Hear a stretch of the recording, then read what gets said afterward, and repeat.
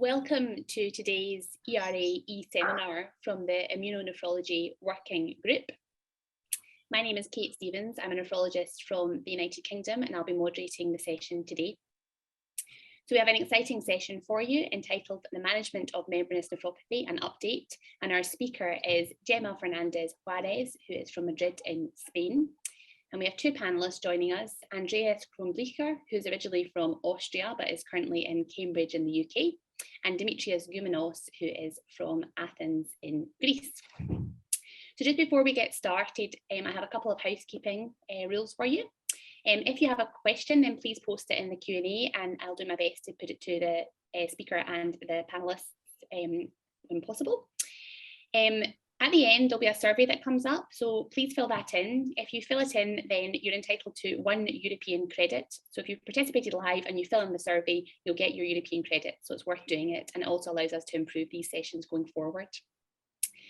The next of these e-seminars is happening on the 22nd of March, so I'd encourage you to sign up to that if you can, and it's looking at the management of obesity in kidney transplant candidates and recipients, and it's organised by the Descartes Working Group.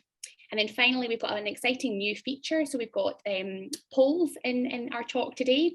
So Dr. Fernandez Juarez will put up some questions and you are able to answer the questions live, and hopefully that will add to your enjoyment of this session. So I'm going to hand over to Gema now.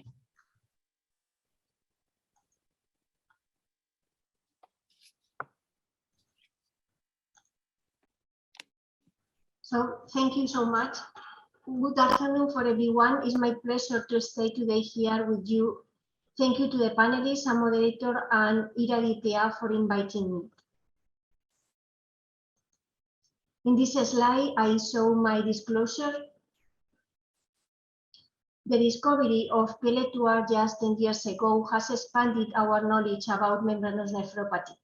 It has changed from the diagnostic, therapeutic, and prognostic point of view, and this has been included in the new guidelines KDIGO. In fact, membranous nephropathy is one of the diseases in which guideline has changed deeper. However, after guidelines has been released, new clinical trials has provided new evidences on the treatment. In the following hour, panelists, moderator, and me will discuss about that. During the lecture, I will propose you some questions that you can answer using your keyboard. They will be easy questions but help us to emphasize some concepts. Let's move on. The first point that I raise is, can antigens help us to define the etiology behind membranous nephropathy? Can we assume that a PLA2R positive membranous nephropathy is a true membranous nephropathy? If you think that the right question is yes, press 1. And if you think that the right question is no, please press no.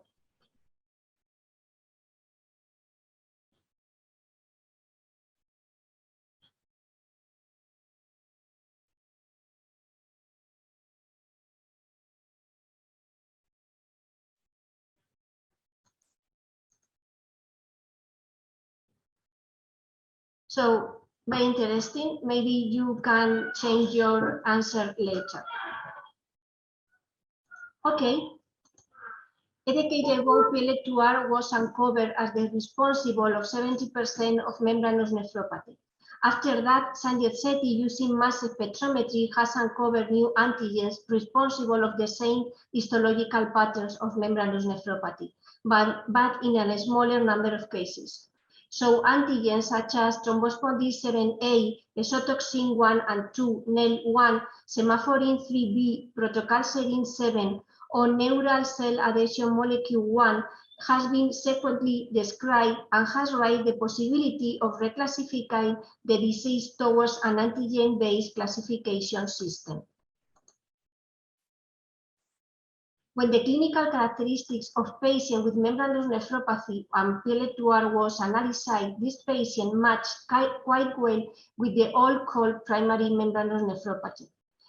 However, in some studies, PLA2R antibodies was present in patients with membranous nephropathy and virus B, and membranous nephropathy and neoplasm. And this made us be unconfident about that. if we focus on the relationship between membranous nephropathy and cancer, it seems that this relationship is stronger in membranous nephropathy PL2R negative patient than in membranous nephropathy PL2R positive. By contrast, in PL2R positive patient, the time relationship between cancer and membranous nephropathy is quite longer, which supports the lack of relationship between membranous nephropathy and cancer. But this topic is not clarified yet. The landscape for the other antigens is even harder. The clinical characteristics for other antigens are not being deeply analyzed yet, in part because these cohorts are very small. Even so, we know that 50% of patients with membranous nephropathy and thrombospondin 7-1 or NEL1 are associated to neoplasm. In the same line, exotoxin 1 or 2 was associated to immunological disease, specifically lupus class 5. So even though an antigen-based classification system is a very interesting future proposal, in clinical practice it is still unknown whether this reclassification could affect clinical decision and treatment strategies.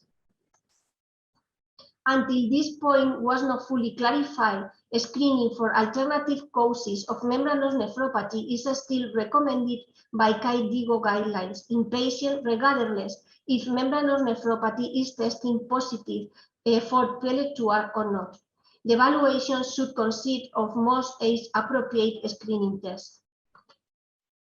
About the second point, how can we optimize testing for PL2R? And in this regard, I propose you this question. Should we test PL2R, or how should we test PL2R antibodies? 1, using only ELISA tests. 2, using only immunofluorescence assays. Option 3, using a combination of ELISA and immunofluorescence.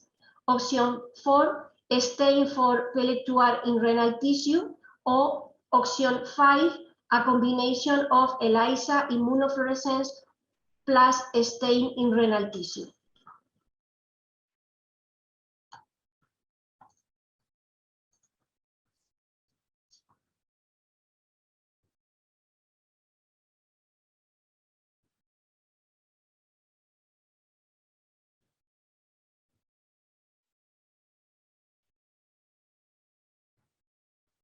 Okay, you are very smart, so move on.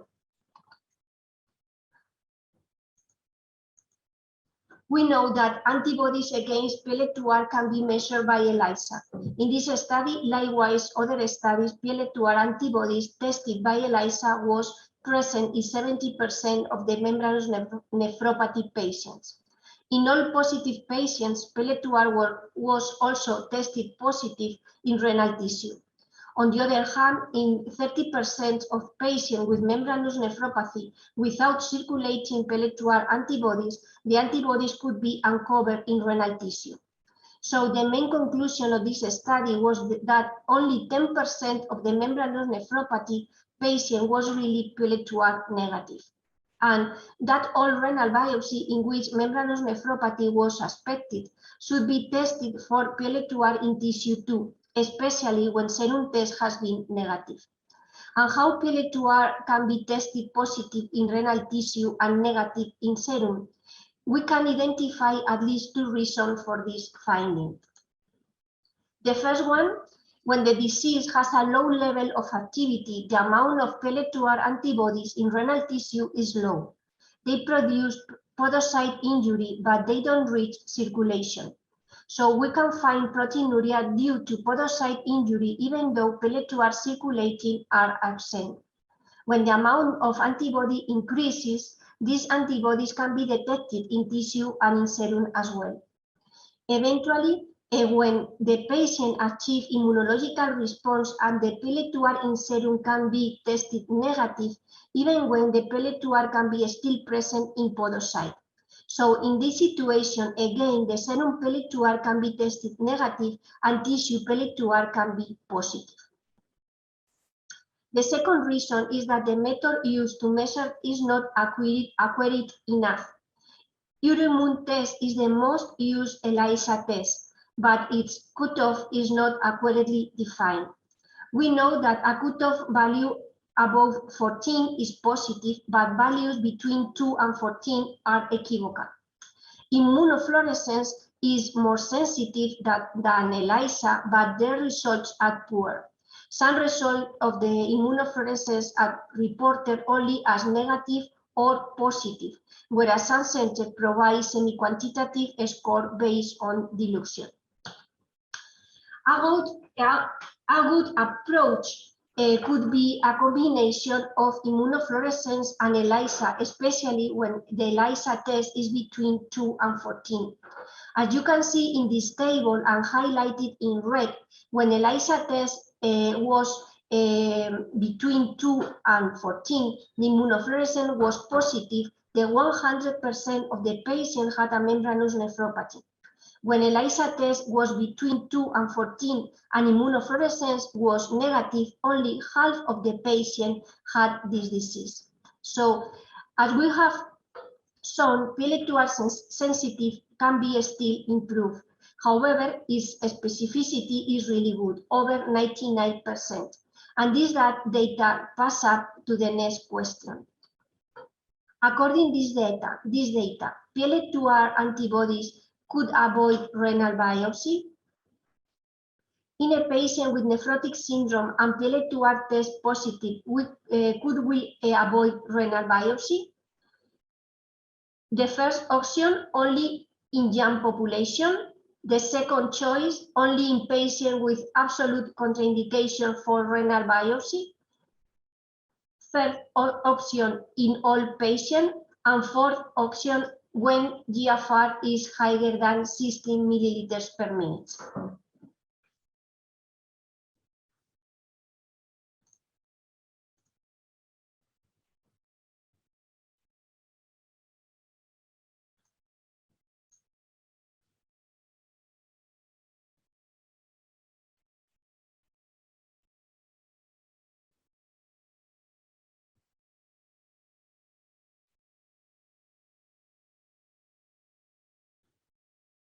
Okay, let's see. In this study from Mayo Clinic, all patients with PLA2R antibodies had a biopsy-proven membranous nephropathy.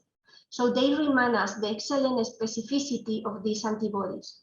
When GFR was above 60 milliliters per minute, only in 3% of patients an additional renal disease was uncovered, and they didn't change the therapeutic strategy. The alternative diagnoses were secondary FAGS and diabetic nephropathy.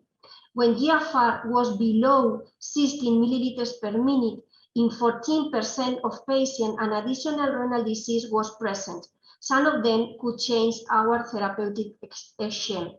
The conclusion of this study is that in patients with GFR higher than 16 milliliters per minute, nephrotic syndrome and PLA2R antibodies, unless there are characteristics such as hematuria or fast decline of renal function, we could avoid performing a renal biopsy, assuming the diagnosis of membranous nephropathy.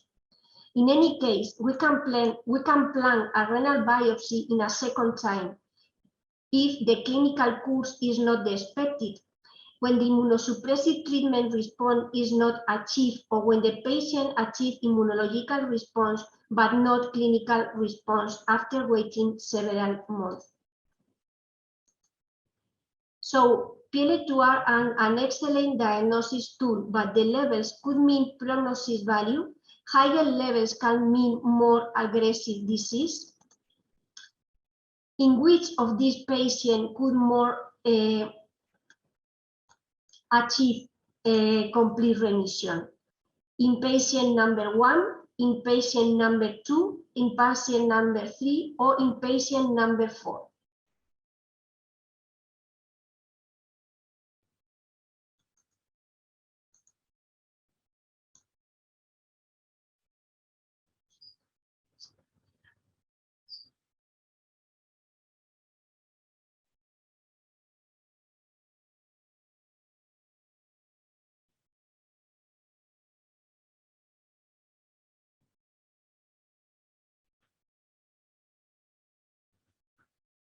Okay.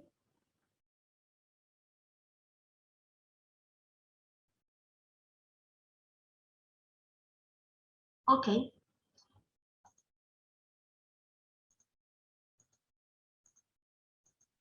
Several studies have shown that levels of PL2R provides important prognostic evidences, so the probability of achieving complete or partial remission was higher in patients with lowest PL2R levels, and this remission occurred before. This is why PL2R levels has been included in classic risk model for membranous nephropathy. Levels of proteinuria and serum albumin were the main and the unique factors included in this model risk until now, but currently PL2R levels must be considered as well. However, the guidelines acknowledge that no predictive model has yet evaluated this risk model. In fact, we don't know whether the cutoff of PL2R should be for prognosis purpose. We assume that levels below 15 units could be considered like low risk, and levels beyond 115 can be considered like high risk. But patients with intermediate values are still hard to classify. Likewise, proteinuria, the trend over the months, must be closely monitored and they must be taken in account when making decisions. Additionally, it's important to note that some of these risk factors, selectivity index or IgG in urine, are not available in clinical setting and their prognostic value is based on low quality evidence. Despite of this risk model is based on low quality evidence, therapeutic recommendations are linked to it. In this figure, only immunosuppressive treatment is considered, but we should be aware of relevant role of RAS blockade using either ACE inhibitor or angiotensin II receptor blocker for blood pressure control and albuminuria reduction. Moreover, the recent findings about SGLT2 inhibitor in non-diabetic CKD with proteinuria support its potential use in patients with membranous nephropathy. Patients with biopsy-proven membranous nephropathy were included in the DAPA CKD study. The guideline stated that immunosuppressive therapy may not be required in cases at low risk, in green in the figure. Immunosuppressive therapy may be required in some patients at moderate risk and there are fully required in high risk and very high risk patients. In the last 3 years, 3 clinical trials have been released about membranous nephropathy: GenRetus, Mentor, and Starment. GenRetus was the first clinical trial that addressed the impact of rituximab on membranous nephropathy. In this study, patients received 2 doses of rituximab at the beginning of the study, and the other group was treated with placebo. They didn't receive any more treatment.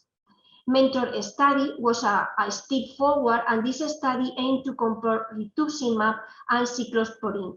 The patient was randomized to receive rituximab 2 doses 2 weeks apart or oral cyclosporine during 6 months. According to protocol, patients were evaluated at 6 months. If complete remission was achieved, patient didn't receive any more treatment, but no patient achieved complete remission at this point, and all patients received additional dose of either rituximab 2 grams or cyclosporine during 6 additional months. Finally, a Starment study, 1 group received tacrolimus immunotherapy during 6 months and only 1 gram of rituximab in order to avoid the relapses at 6 months.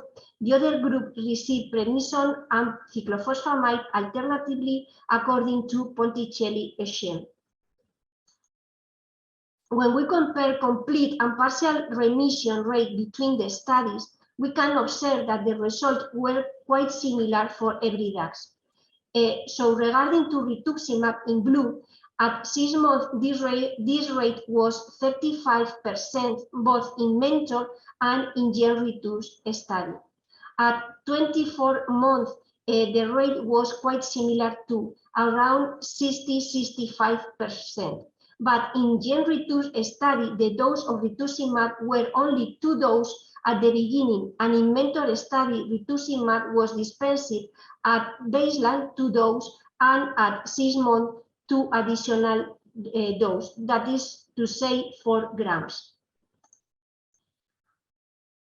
After these results, I wonder if a second shot of rituximab is necessary, especially when the patient has achieved immunological remission after the first treatment, or contrary, all that remains is to wait the effect of the first dose. The other question regarding anti-CD20 in general. New anti-CD20 drug will be more powerful and faster than rituximab? If we do the same exercise with anticalcineurin inhibitors, we can observe very similar results for this drug between the studies. In green, the complete or partial remission rate for cyclosporine or tacrolimus at 6 months was 44% in the Starman study and 49% in the Mentor study. At 12 months, 41% and 42% at 12 months in the Starman and in the Mentor study. The big difference occurred at 24 months. In the Mentor study, cyclosporine was reduced in 3 months and relapses were very frequent, with a final complete or partial remission rate at this point of 20%. This rate was inferior even to placebo in GenRetus study. Otherwise, in the Starman study, tacrolimus was also tapered during 3 months, but a single dose of rituximab was added to prevent relapse. Under these circumstances, the complete or partial remission rate remained at 58%. Note that result of rituximab and tacrolimus in combination and rituximab in monotherapy was very similar. There are 2 major concerns with calcineurin inhibitors in membranous nephropathy. On the one hand, the risk of nephrotoxicity, and the other, the risk of relapse after its discontinuation. Thus, under this condition, the treatment schedule in the Starman study involves short-term treatment with calcineurin inhibitor treatment, which can prevent nephrotoxicity, and only 1 gram of rituximab to prevent relapse. So when we consider a calcineurin inhibitor as a treatment option, perhaps this schedule should be considered over longer treatments. Finally, complete and partial remission rate in Ponticelli schedule was 74% at 6 months, 79% at 12 months, and 84% at 24 months. This result was similar to previous study. I would like to highlight that half of the patients were in complete or partial remission at 3 months after only 2 months on prednisone and only 1 month on cyclophosphamide. The show data come from clinical trials whose treatment schedule was set in advance, and therefore all patients received the same treatment, regardless of their clinical evolution. Now we know that immunological response occurred before clinical response, and PLA2R antibodies always drop before proteinuria. Therefore, could PLA2R antibody help us to anticipate therapeutic decision? Immunological response has been monitored in detail in Mentor and in Starman study. If you check a study result, you can wonder if those patients who achieve immunological response at 6 months, a second dose of rituximab should be recommended in Mentor clinical trial. In the same line, in a Starman study, 77% of the patients had reached immunological response at 3 months in Ponticelli group. Again, we can wonder if in this patient with immunological response, additional treatment should be continued, or we can stop here, avoiding accumulated dose of cyclophosphamide or whatever. For the follow-up of the patient, KDIGO guidelines propose to measure PLA2R every 3-6 month intervals. And if the antibodies have disappeared, they recommend no additional therapy. By contrast, if the antibodies titers don't decrease, we should think that activity of disease are still present and we would reconsider the proposed therapy. In my opinion, this recommendation should be only considered 6 months after having started the treatment. 3 months could be too short. So to finish, and in summary, PLA2R are an excellent biomarker for diagnosis and treatment in membranous nephropathy. PLA2R antibodies are very specific and could avoid renal biopsy in patients with GFR higher than 16 milliliters per minute. Immunofluorescence and PLA2R in tissue are excellent complements to ELISA tests. They should be interpreted together. The baseline levels of proteinuria, albumin, and PLA2R antibodies and their trends over the month should be considered all together to establish the risk of progression and take therapeutic decisions. Currently, we have a wide array of treatments for membranous nephropathy: tacrolimus, rituximab, cyclophosphamide. Under my perspective, the future will be in how individualize the current drugs, how combine them, and how fit duration of the treatment and immunological response. And of course, in new drugs such as new anti-CD20, belimumab, a monoclonal antibody that inhibits the C cells activating factor, anti-plasma cell therapy, and of course, anti-complement treatment. So thank you very much. It will be my pleasure to answer all your questions or comments. Thank you. So thank you very much, Gema. That was fantastic and a very good run through of where we are just now with membranous. So we have a few questions in the Q&A, and we also have some questions that were sent in advance. So I'm just going to start off with your SGLT2 inhibitors that you mentioned them very briefly. When would you start an SGLT2 inhibitor in membranous? Would you do that right at the beginning, or would you wait until you've given a patient some immunosuppression? What would you do?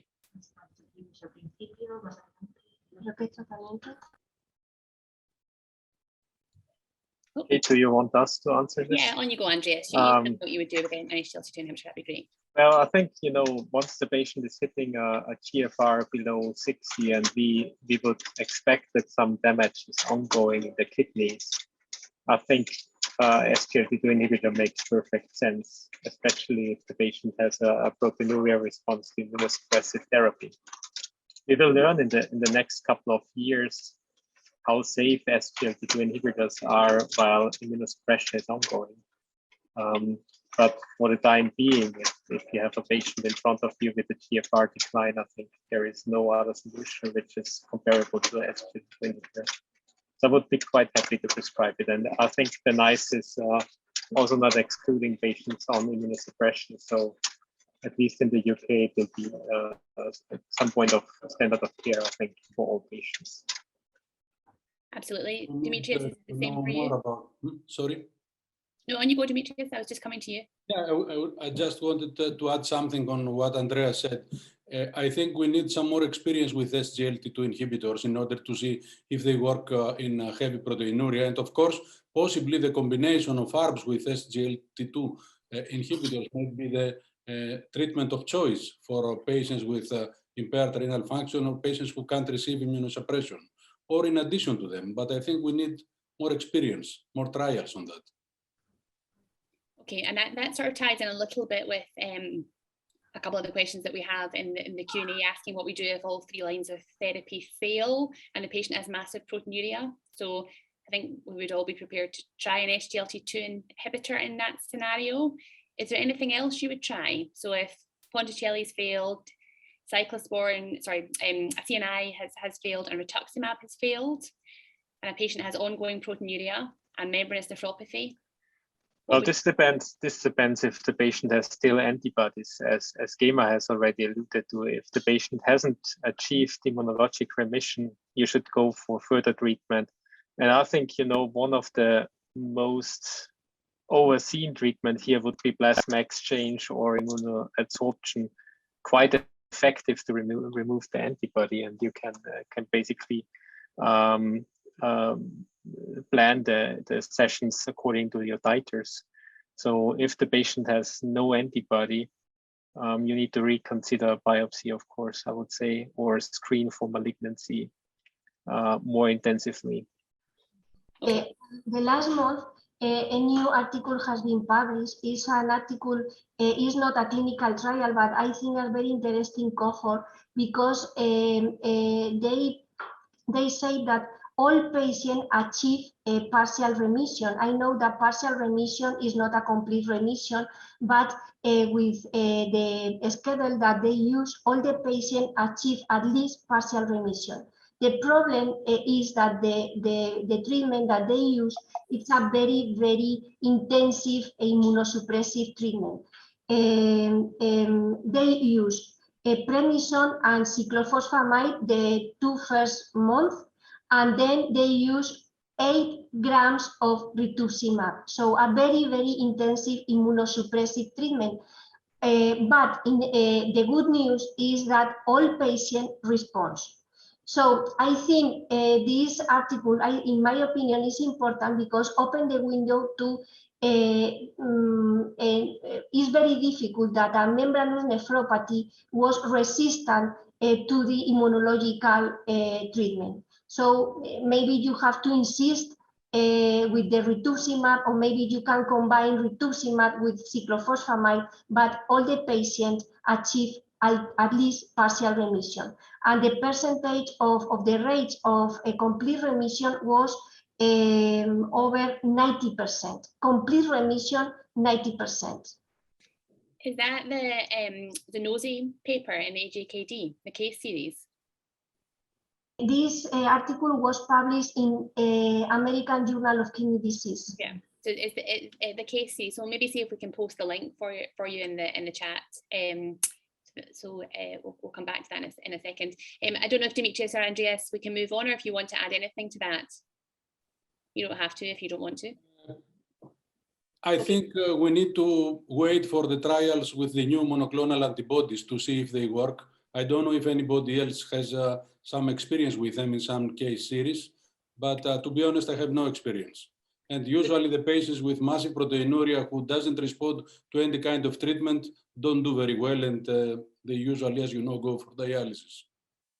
So would you be alluding to things like obinutuzumab, for example?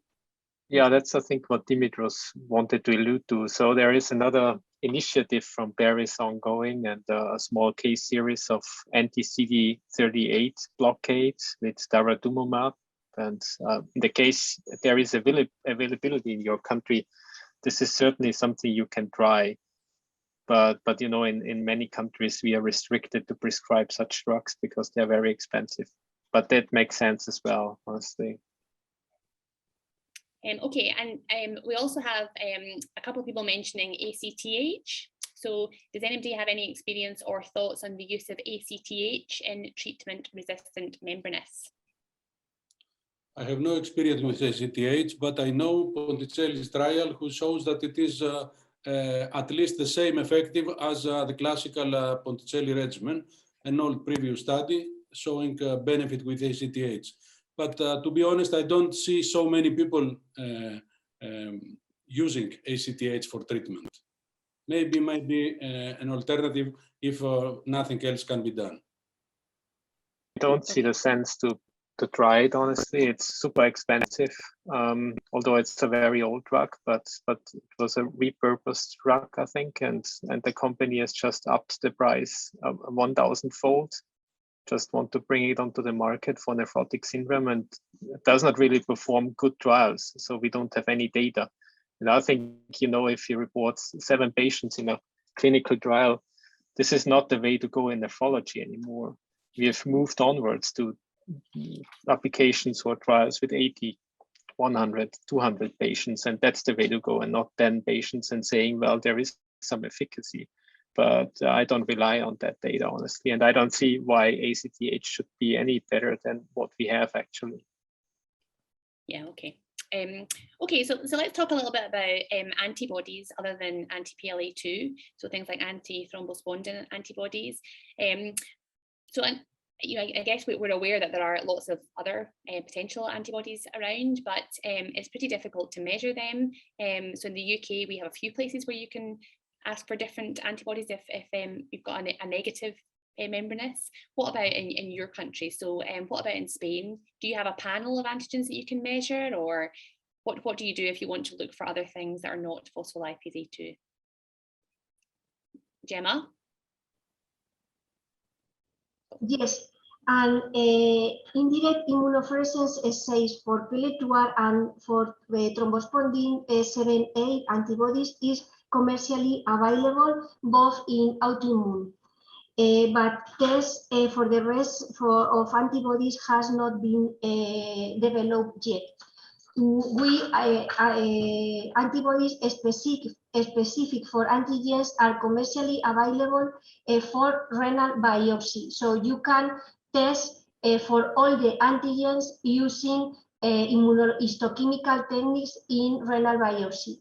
But in serum, currently you only can measure anti-PLA2R antibodies and anti-thrombospondin 7A. In most of the center, for example, in my center, we can't measure thrombospondin 7A antibodies, but they are available.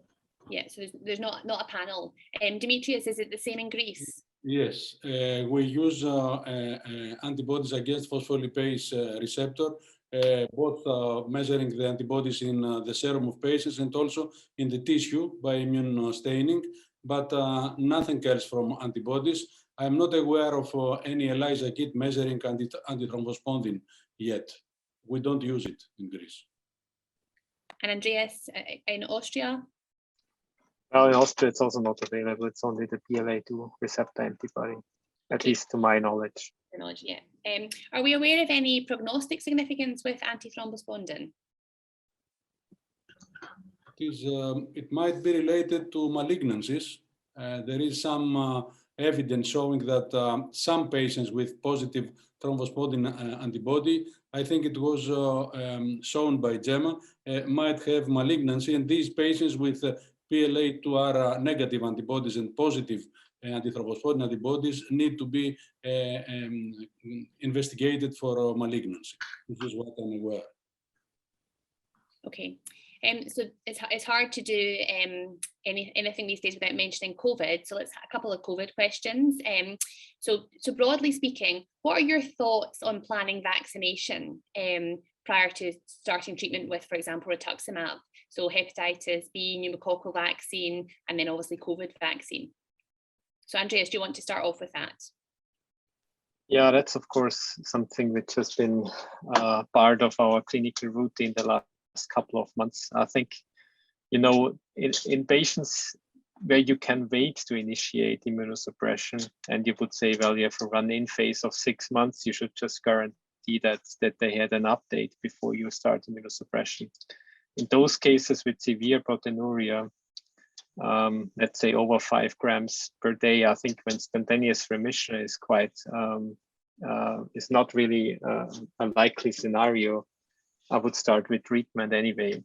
And I mean, the involvement of the pandemic is really in a way that we can say, okay, the younger patients are not at that high risk anymore with Omicron, even though they don't have a vaccine response. So just go ahead and treat them. Okay. Yeah, I agree. I don't have anything else to add. You don't have anything else to add? Okay, that's fine. And then, so I guess the next question is, so during the COVID pandemic, would you prefer to use cyclophosphamide treatment rather than rituximab? So maybe Gema, I could come to you with that. In my opinion, maybe in COVID pandemic, anticalcinurin is the election because rituximab effect lasts 6 months, and you can't do anything to avoid that. And cyclophosphamide is a very intense immunosuppressive treatment. So in this situation, my choice, and especially when the risk profile of the treatment is proper, I would choose calcineurin inhibitors. Okay, so you wouldn't choose either cyclophosphamide or rituximab, but you would opt for a third option of a calcineurin inhibitor. Yes. Okay, Andreas?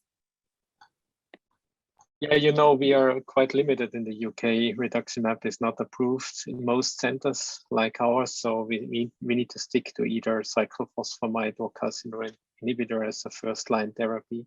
So basically, I agree with Gema that CNIs are quite a good option here. You need to move to Scotland. We hand out rituximab like sweeties. Dimitrios, what about in Greece? Yes, I'm very keen of CNI inhibitors, especially cyclosporin.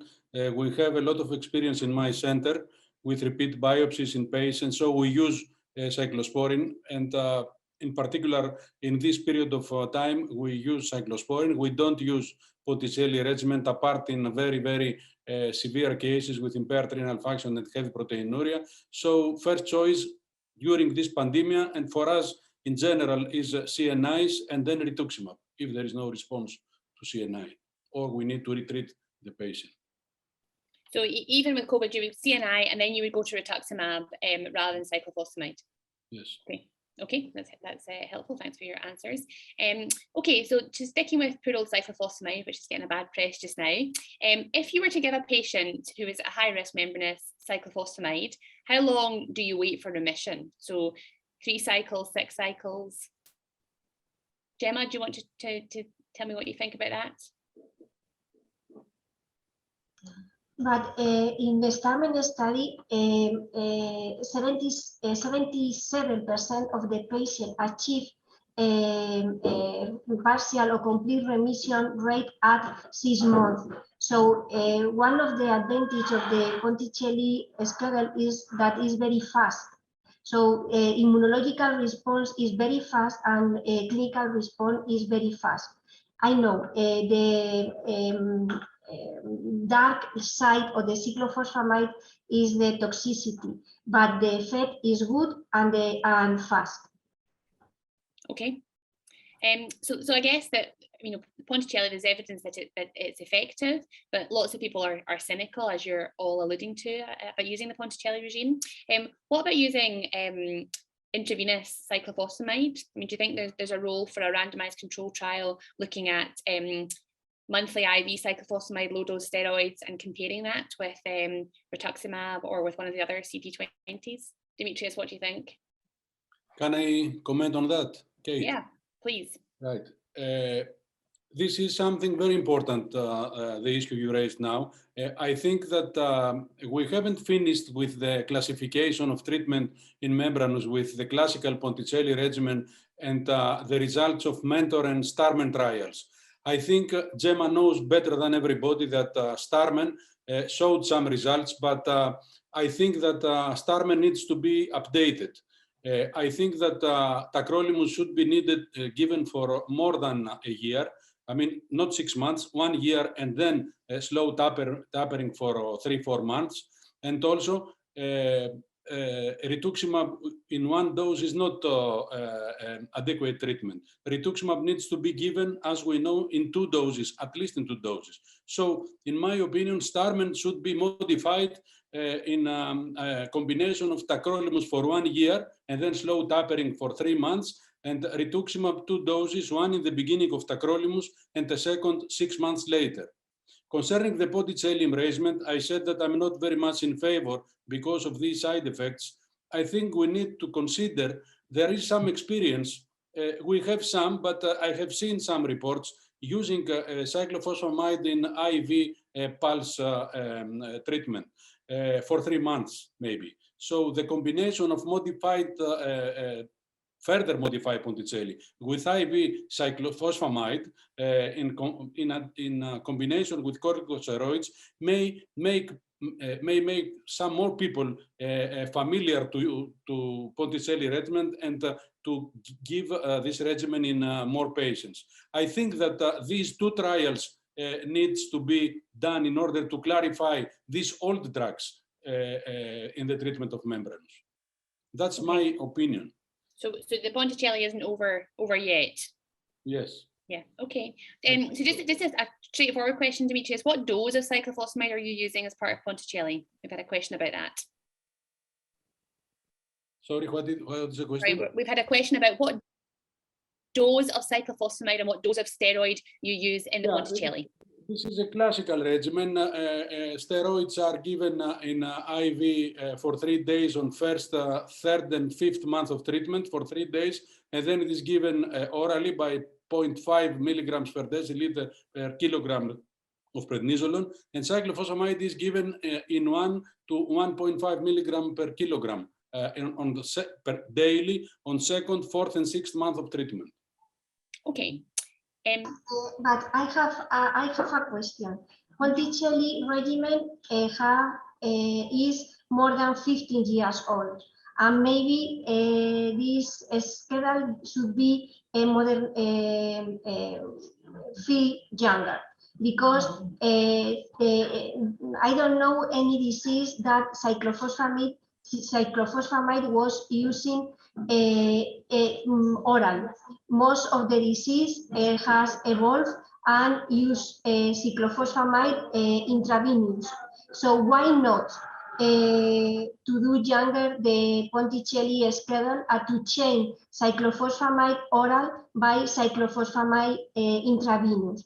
The price will be the same, the accumulated dose will be lower, and of course the adverse events will be low. So why not to prove a different or modified Ponticelli scheme? I think we can change the cyclophosphamide to intravenous, and maybe the bolus of steroids can be removed.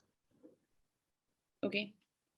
Andreas, do you have anything else you want to add in there? Yeah, of course. I can just agree with those opinions. I think, you know, treatment of membranous is so backwards in comparison to ANCA vasculitis, where we first try to reduce cyclophosphamide, and prescribing 1.5 or 2 milligrams per oral per kilogram body weight would leave a high cumulative dose of over 10 grams after 6 months. And steroids the same. If you give it according to Ponticelli, it's 13.5 grams of steroids in 6 months.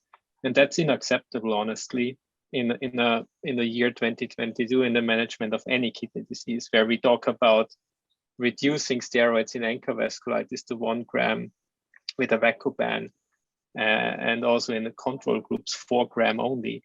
So that's really something which bothers me a lot. But coming back to a real life scenario, so Gema in Australia has done a survey and has found that, especially in Asia, in Australia, over 75% of the physicians are still using Ponticelli. And that's really a lot, honestly. So I don't understand why a pharmaceutical company like Genentech goes into a trial and compares obinutuzumab versus tacrolimus, which both of them are not standards worldwide. But clearly what we want to get rid of is this old Ponticelli regimen. And if there is a comparator drug like obinutuzumab, you should really compare it against what is assumed to be standard globally, and that's Ponticelli. So that's something, you know, I don't understand, but this is of course just a branding and an easy licensing of the product, because obinutuzumab will outperform tacrolimus because it's the same protocol as Mentor. So you taper it off and you will see a lot of relapses. So you will have superiority, but it's a very cheap way to get a drug licensed. So basically what's needed is a obinutuzumab trial plus CNI in high-risk patients versus a Ponticelli regimen. And I'm pretty sure that obinutuzumab is not worse than Ponticelli. And so we will have a new standard of care treatment soon, replacing a lot of steroids, and that's good. That's needed. Yeah, absolutely. Okay, so Andreas, I'm sorry you've been talking, but I'm coming back to you because you brought this up. So we have a question about the use of apheresis in combination with B-cell depleting agents in resistant cases. So you mentioned using apheresis, but would you also use a B-cell depleting agent in combination? Yeah, that makes sense, and that's a good point. I think, you know, in membranous, there is even more possibility to wait a bit. So you can do a session of apheresis, and then after 2 weeks or so, when you stop the apheresis, you can just give rituximab. I think this is easier than in ANCA vasculitis, where you throw everything in and you remove a lot of your rituximab during the apheresis sessions. So basically, I would just go, you know, for 5 to 7 sessions of apheresis and then give the rituximab. And as mentioned by Dimitrios, 2 times 1 gram or even the 4 times regimen makes sense.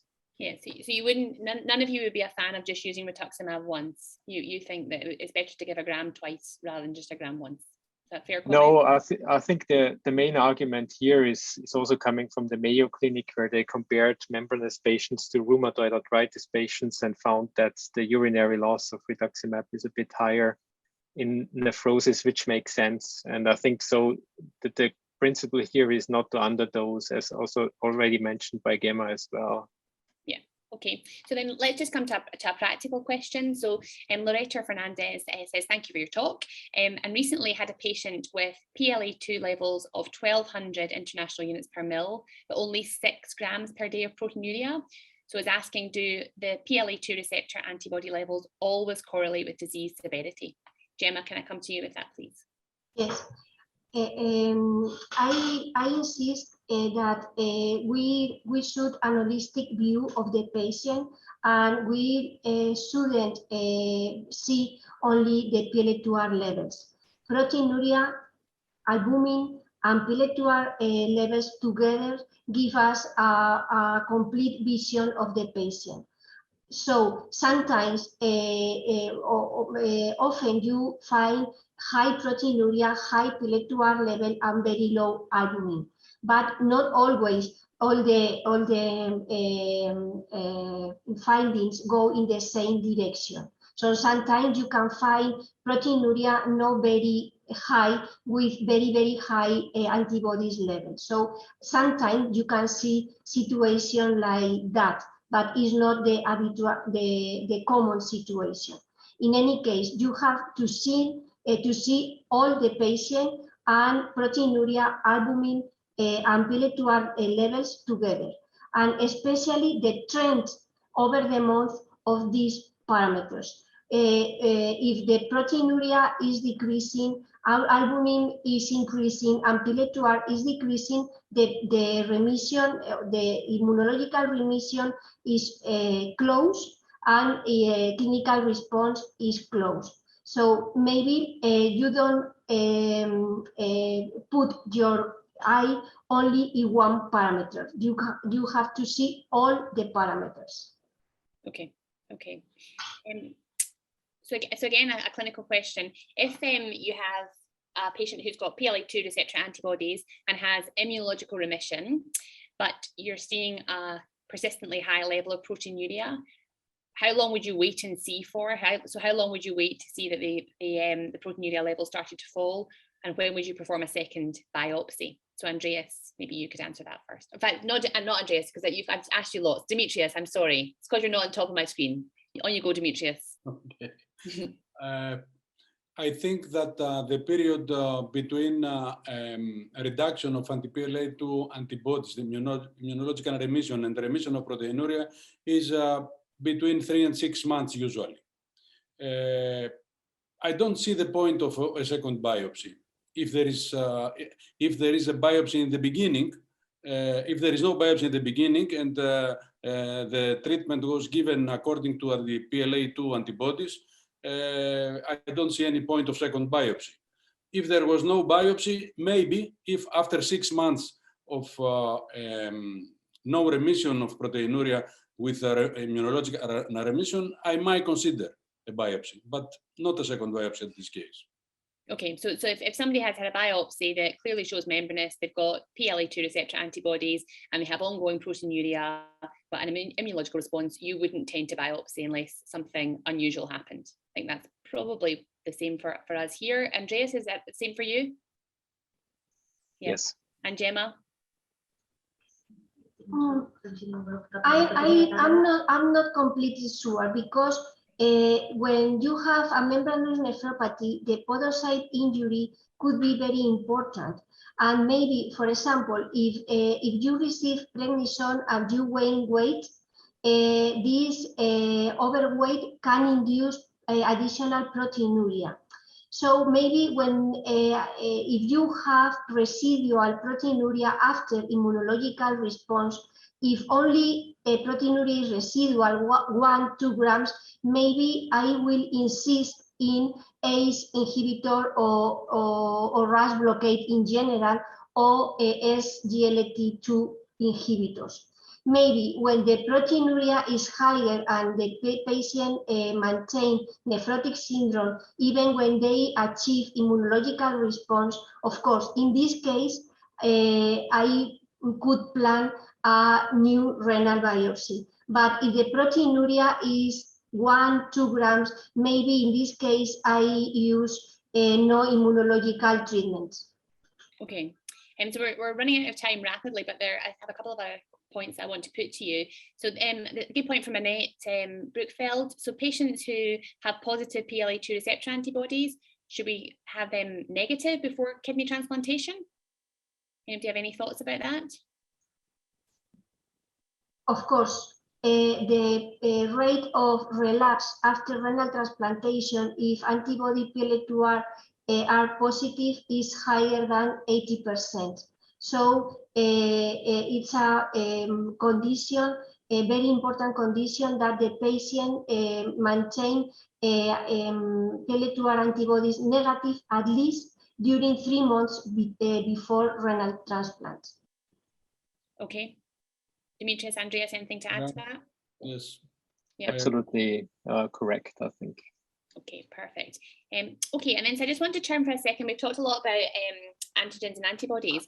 What about a situation where somebody has a diagnosis of membranous on biopsy, has no antibodies that we're detecting, and there's no antibodies on biopsy staining? Just talk through what you would do. So somebody who's got antibody negative membranous, Dimitrios, how would you manage that? You mean antibody negative concerning these known antibodies, a PLA2 antibody? Yeah, so antibodies that we can test for currently negative. Just the classical histological picture of membranous nephropathy and heavy proteinuria.